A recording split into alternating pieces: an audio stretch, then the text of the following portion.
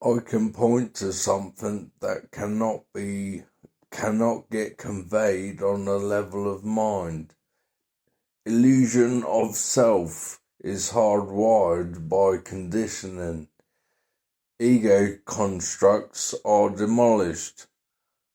However, our desire to let go of ego, I feel I have to some extent, because uncompromisingly I am not allowed to act as my ego commands. My old happy-go-lucky self is confined because of disability prejudice. Like this or not, but the most caring in society can still deliver micro-prejudices. We are told who we are by society and our cultures. All people are. Avoidance of pain is how survival works. Discomfort is judged as pain to self by survival instincts, so any form of judgment from others goes on to alter neuronal wiring. Shakespeare said, "All the world's a stage, and people merely players." Few people abandon their masks or give up playing their role. When so distinctly programmed, the disability role is a script known by heart naturally. When we identify with our character, we need to awaken from this dream. I want to realize who I really am. There is always more to existence, and the mind can get identified as a prison. My society is like a prison full of people, duality of a different kind.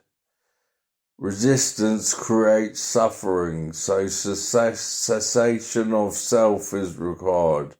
We all fall into old programs, forgetting the truth of who we really are.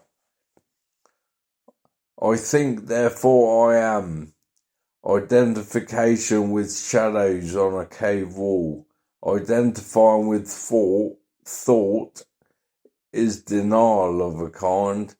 Your self-structure is a demon in the prison of your mind. I need to observe my conditioned self, that changing self, and realizing my true nature. That which does not change, not improve my mask. My mind tries to alter the outer world.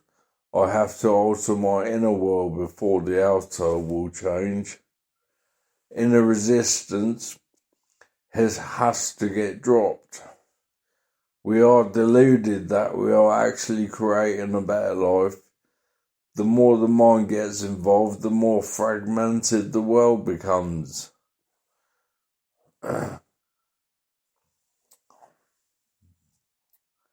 We have taken hold of a great power, but we do not know how to wield this. The egoic mind is expressed as the manifested world.